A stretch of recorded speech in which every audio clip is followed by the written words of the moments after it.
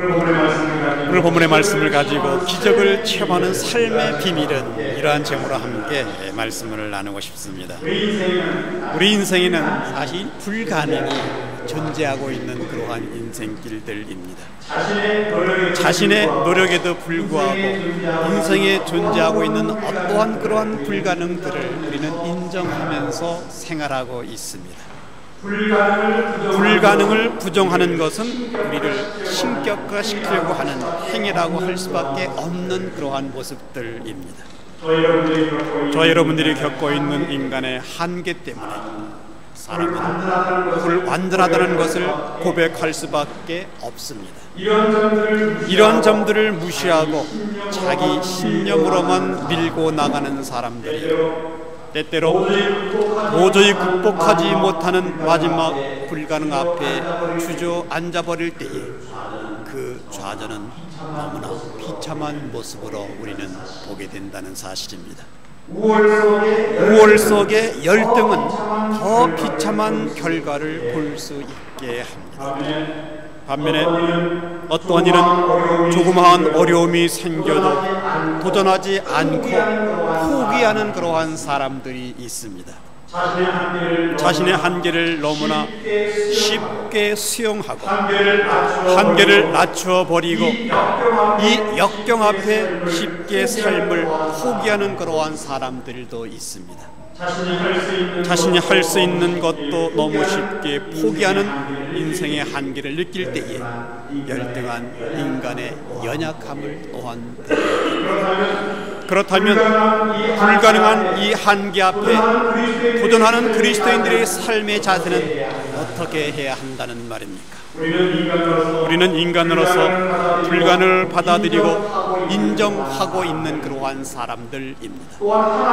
또한 하나님을 믿는 그러한 사람들입니다. 하나님께 도움을 구할 때에 하나님과 더불어 불가능을 극복할 수 있다고 믿는 하나님의 사람들입니다. 우리들이 이 불란서 생활 속에서 찾아오는 이 불가능의 난제와 사건들을 넘어서려면 어떻게 살아가야만 한다는 말입니다. 이 본문의 말씀을 통하여 함께 나누고 싶습니다. 본문은 예수님께서 이제 세 제자를 데리고 요나산으로 올라가셨을 때에 어떠한 사람이 배신 들린 자기 아이를 9명의 제자들에게 데리고 와서 고쳐주기를 구하였으나 고치지 못하고 쩔쩔매고 있을 때에 예수님께서 산 위에서 내려오시는 그러한 모습을 보게 됩니다. 예수님을 발견한 순간 그들이 간청해서 예수님께서 병을 고치신 그러한 이야기로 전개되고 있습니다. 이 사건 속에서 문제가 되고 있는 것은 예수님에 대한 믿음의 문제이었던 것을 보게 됩니다. 귀신 들린 이 아이의 아버지가 22절 말씀에서 이렇게 우리에게 말씀해주고 있습니다. 무엇을 할 수 있거든 도와주십시오. 이렇게 말합니다. 그런 예수님께서 인간으로서 다른 사람보다 좀 더 무엇을 할 수 있는 분이라면 나를 도와달라는 그러한 이제 불신앙을 예수님에게 보이자 예수님께서는 23절 말씀에 할 수 있거든이 무슨 말이냐, 믿는 자에게는 능치 못할 일이 없다. 이렇게 한마디로 아주 잘라 결론을 말씀하고 있는 그러한 모습을 보게 됩니다. 그럴 때 아이의 아버지는 예수님이 말씀하실 때 하나님을 보았고 사람의 능력이 아닌 하나님의 기적을 확신하여 고백하기를 내가 믿나이다. 나의 믿음 없는 것을 도와주소서라고 고백하였던 그러한 모습을 볼 수가 있는 것입니다. 그러면서 25절은 귀신을 쫓는 장면을 이제 보여주시고 28절은 완쾌함을 받는 그러한 장면을 우리에게 보여주시고 있습니다. 모든 것을 본 지자들이 조용히 예수님에게 왜 우리들은 귀신을 쫓아내지 못하는 것입니까? 라고 질문을 합니다. 그럴 때 29절 말씀에 기도 외에는 다른 것으로는 이런 종류가 나갈 수 없느니라 이렇게 말씀하고 있습니다. 또한 같은 유형의 말씀이 마태복음 17장 20절 말씀 보니까 믿음이 적기 때문이다. 내가 진실로 너에게 이르노니 너희가 만일 믿음이 겨자씨만큼만 있으면, 이렇게 말씀하고 있습니다. 오늘 이 말씀의 질문은 예수님께서는 믿는 자에게는 능치 못할 일이 없느니라 라고 말씀하셨는데, 능치 못할 일이 없을 만큼 믿음은 어떻게 우리에게 역사를 이룰 수 있는 그러한 믿음의 내용을 간직하고 있는가? 우리는 항상 믿음을 말하고 있지만 우리의 믿음이란 어디서 얻을 수가 있단 말입니까?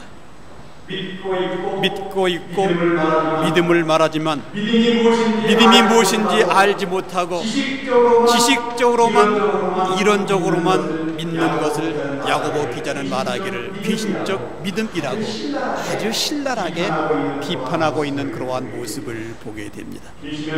귀신은 예수님이 하나님의 아들이라는 것은 진실로 알고 있었지만 믿지는 않았던 겁니다. 믿음은 생활과 일치되어 있어야만 능력이 일어날 수가 있습니다. 믿음은 교회에서만 하나님을 찾고 집안에서나 사회활동 속에서 생활이 하나님의 사람인지 분간할 수 없는 말과 행동이라면 믿음을 바로 이해하지 못하는 까닭인 것을 보게 됩니다. 진정한 믿음과 자신과 바로 혼선이 오고 있는 그러한 생활상입니다. 말씀의 지식이 있을지언정 믿음의 실체가 없는 그러한 사람일 뿐인 것을 보게 됩니다. 다른 믿음은 우리에게 무한한 기적을 바로 약속으로 제시되어 주고 있습니다. 모든 것을 하나님의 능력으로 체험하고 있는 믿음의 기적을 키워나가는 비밀은 도대체 무엇일까? 그는 우리에게 그 해답을 제공하여 주고 있습니다. 첫째로 예수님 앞에 나와야만 합니다. 19절 하반절은 우리에게 이렇게 말합니다. 그를 내게로 데려오라, 이렇게 말씀하고 있습니다. 아버지는 난치의 병을 앓고 있는 아이를 데리고 지금 예수님을 찾았습니다. 그때 예수님은 변화산에 계셨습니다. 아마도 예수님을 찾다가 예수님이 안 계시니까 제자들에게 왔을 것입니다. 그러나 제자들이 고치지를 못했습니다. 예수님과 제자들의 차이는 도대체 무엇인가? 바로 어떠한 차이점이 있습니까? 예수님은 할 수 있습니다.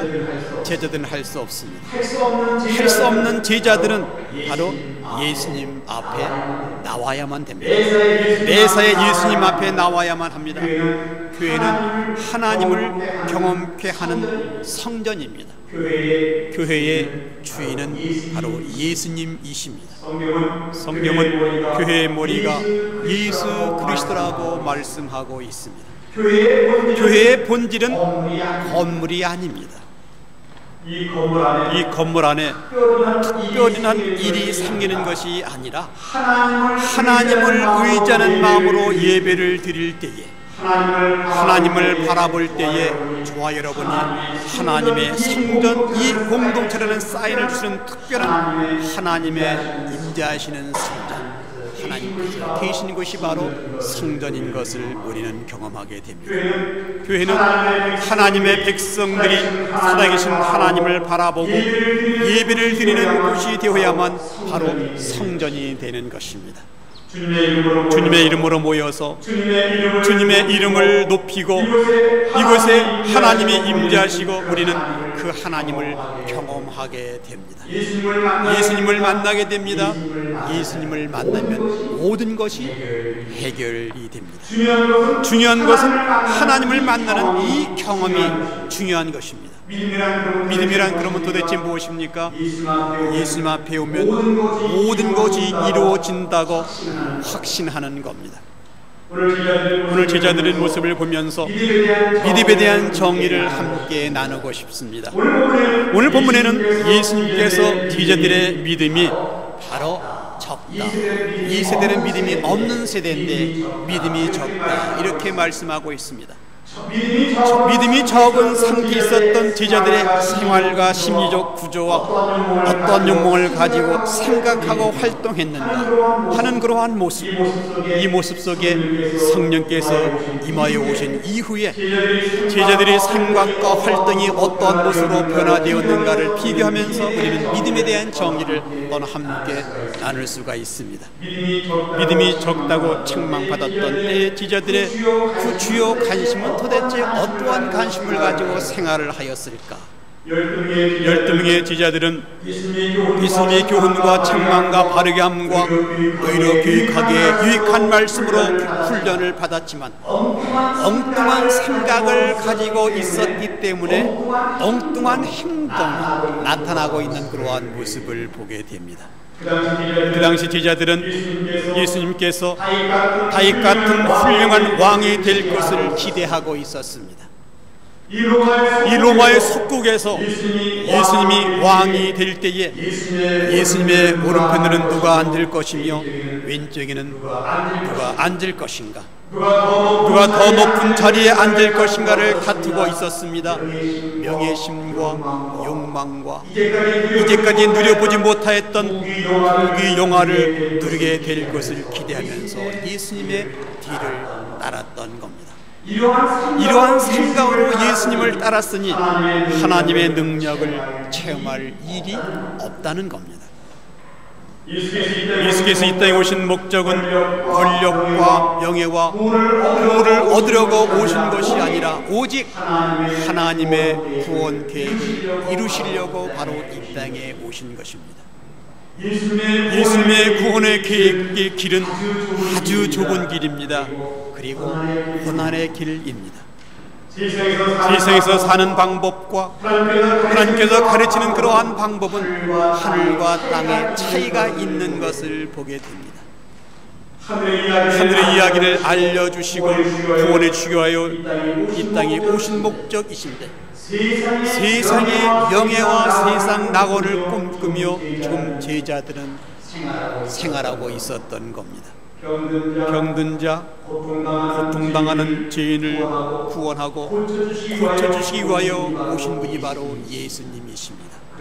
그러기에 아픔이 있고 괴로움이 있고 상처받는 일이 있는 이 세상 길에서 저 천국만을 바라보면서 봉사와 희생으로 기쁨 속에서 진리를 발견하면서 살아가는 길, 이것이 곧 하나님의 구원의 길인 것을 볼 수가 있는 것입니다. 그러기에 세상에 있는 그러한 문제를 가지고 있는 그 모습 속에 내게로 데리고 오라, 이렇게 주님은 말씀하고 있는 것입니다. 주님 앞으로 오기만 하면 놀라운 역사가 이루어진다는 겁니다. 우리는 기적의 놀라운 역사를 체험하기 위해서는 주님 앞으로 먼저 오셔야만 됩니다. 두 번째는 예수님만 신뢰하기를 바랍니다. 이 시대는 19절에 보니까는 믿음이 없는 세대여 이렇게 말하고 있습니다. 이 아이의 병을 고치지 못하는 그 이유는 믿음이 없는 세대이기 때문에, 믿음이 없기 때문이라고 지금 간접적으로 예수님께서 말씀하고 있습니다. 하나님에 대한 신뢰가 없이 자기들이 병마를 쫓으려 하기 때문이라고 말씀하고 있는 것입니다. 우리가 살고 있는 세대가 하나님의 기적을 경험하지 못하고 하나님의 영광을 경험하지 못하는 그 이유를 또한 같은 맥락에서 말씀하고 있는 마태복음 17장 17절 말씀에서도 이 시대는 믿음이 없는 세대라고 말씀하고 있는 것입니다. 그렇다면 저와 여러분의 영적인 상태는 어떠한 상태입니까? 모든 일을 나를 통하 역사하시는 예수 그리스도를 신뢰하고 의지하고 있는 겸손함이 나의 생활 영역 가운데, 믿음 생활 가운데 존재하고 있는가? 하나님은 하나님을 신뢰하는 곳에서 자신의 영광을 나타내고 임재를 계시하시면서 손길을 내밀어 주시는 분이 우리가 믿는 하나님이십니다. 그런데 마태복음 17장 20절 말씀에서 보니까 너의 믿음은 작은, 너의 믿음이 작은 까닭이니라 라고 말씀하고 있습니다.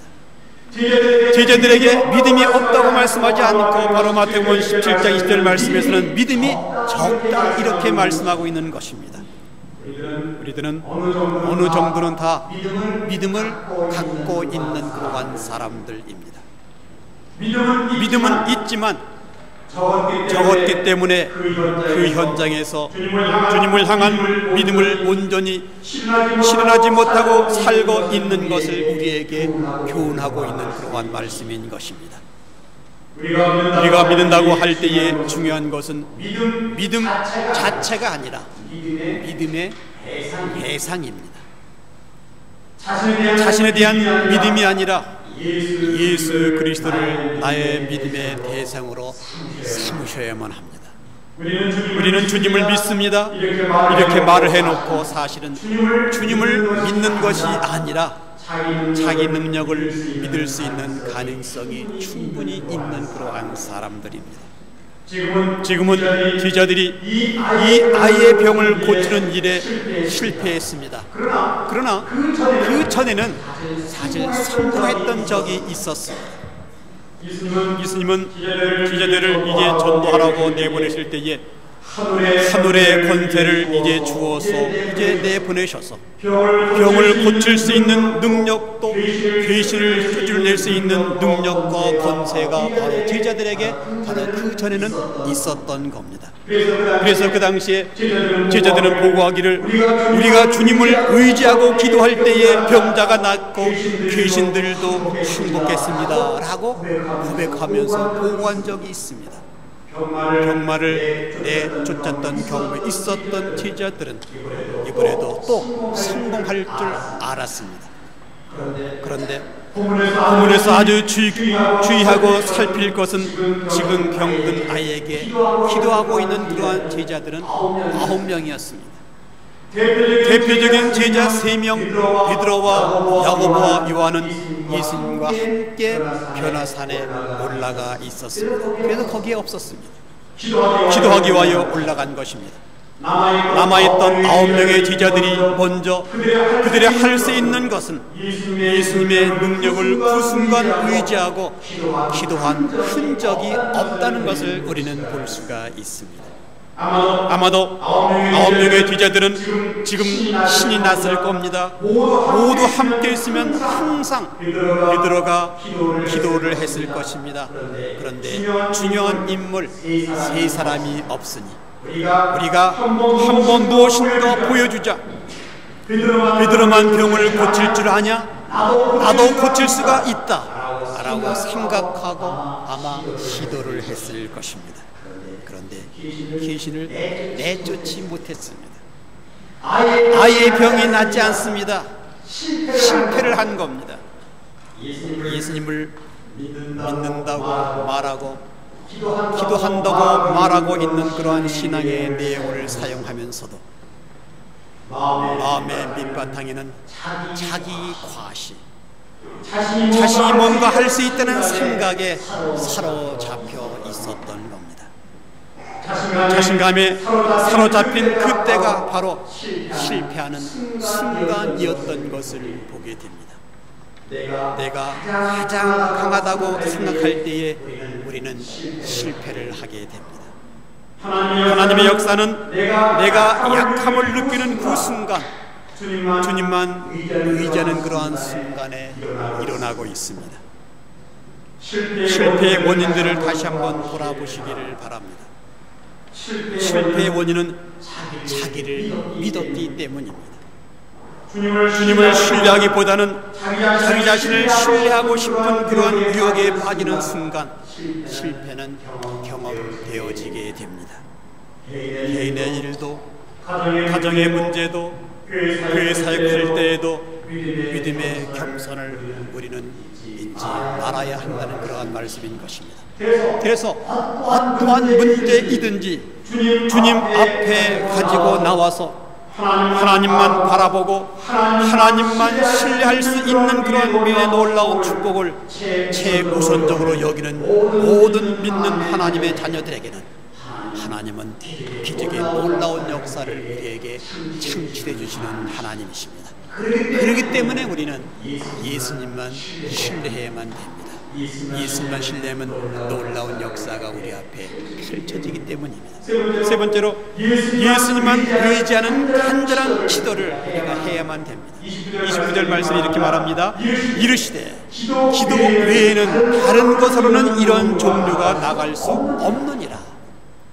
인생의 문제는 예수님 앞으로 가지고 나와 예수님을 신뢰하는 그러한 믿음을 가지고 이제 기도하는 겁니다. 기도는 우리로 하여금 하나님을 의지하게 만드는 방편입니다. 기도할수록 하나님을 더 의지하게 되고 주님만을 바라보게 합니다. 그러나 기도하지 않을수록 자기 생각, 자기 의지, 자기의 계획, 자기의 계산된 이 잔꾀에 빠지게 된다는 사실입니다. 이것이 인간의 본성입니다. 내가 할 수 있다고 고만하게 생각하면 기도하지 않습니다. 기도가 필요하지 않다는 것입니다.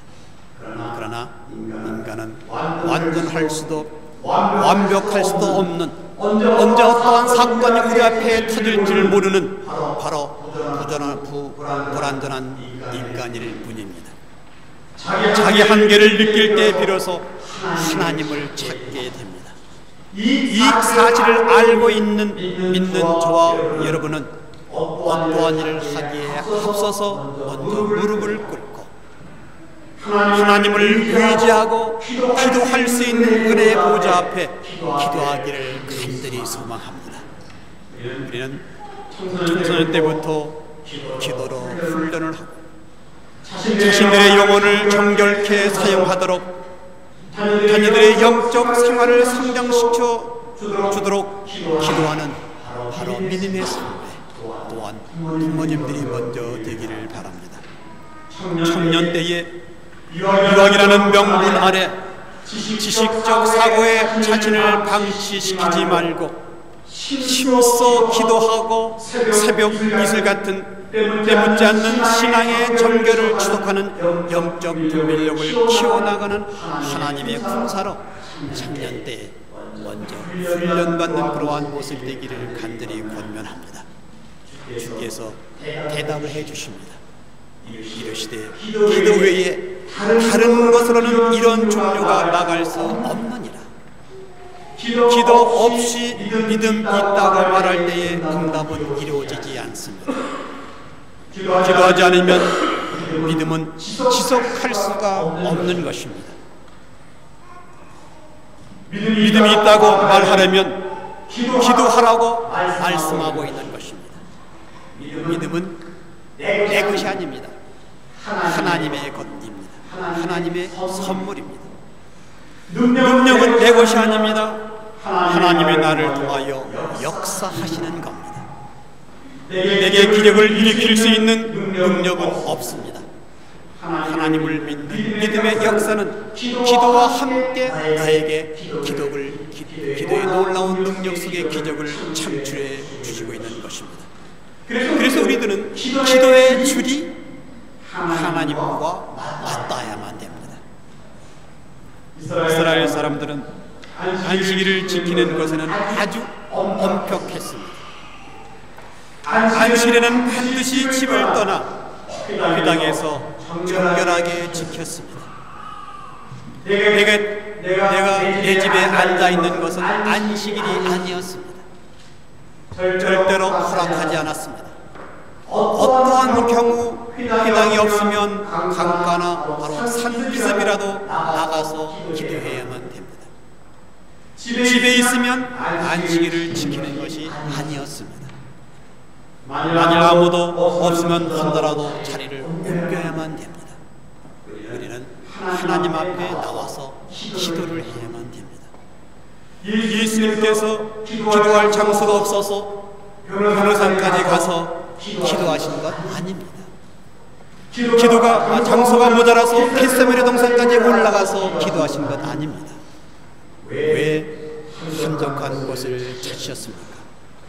아무데나서 눈 감으면 기도하면 될 텐데 하나님과 진실된 기도의 그 땀방울이 핏방울이 되는 기도는 제약을 받는 곳에서는 할 수가 없기 때문에 기도의 장소를 갖고 계셨던 겁니다. 여러분의 기도의 장소는 도대체 어디입니까? 집에서 영혼의 깊은 기도가 방해를 받는다면 교회에 나와서 여러분 기도하시기를 바랍니다. 저와 여러분의 인생은 하나님께서 붙들어 주시고 이끌어 주시기 때문입니다. 개인에게, 가정에, 직장에, 인생의 모든 과정도 기도 이외에는 역사를 일으킬 수가 없다는 사실입니다. 장소와 기도 시간을 분명히 하셔서 응답과 기적의 재물을 맛보는 귀한 삶이 저와 여러분의 삶 되기를 간절히 소망합니다. 기도 외에 다른 것으로는 이런 종류가 나갈 수 없느니라. 왜 시험에 빠졌습니까? 기도 안 했기 때문입니다. 베드로가 왜 예수님을 모른다고 했습니까? 기도 안 했기 때문에 예수님을 모른다고 부인했습니다. 기도 없이는 믿음의 역사가 없고 믿음 없이는 능력이 없다는 겁니다. 어제 있었던 믿음이 오늘은 없고 어제 행했던 능력이 엄청난 업적을 하더라도 오늘은 아닙니다. 기도하지 않는 오늘은 나에게 능력과 응답은 오늘은 안 일어나고 안 된다는 사실입니다. 마틴 루터는 말하기를 내가 아침에 기도하지 아니하면 그날은 마귀에게 지는 날이다. 얼마나 절실한 경험에서 나온 말이겠습니까? 죄가 있다면 가장 큰 죄요, 무서운 죄는 기도하지 않는 죄입니다. 기도가 사라질 때에 하나님의 영광은 사라집니다. 기도가 사라질 때에 교만은 나에게 찾아오고 있습니다. 기도가 사라질 때에 신앙적으로 가장 큰 위기인 것을 기억하고 엎드려 기도하는 결심을 갖기를 간절히 소망합니다. 저는 우리에게 모든 성도들이 먼저 기도하는 사람이 되기를 축복합니다. 예수님 앞에 나와서 예수님을 신뢰하고 그리고 기도할 때에 놀라운 기적은 우리에게 임하고 있고 만들어지고 있습니다. 이 귀한 비밀을 간직하며 이 한 주간도 승리롭게 살아갈 수 있는 그러한 모습이 저와 여러분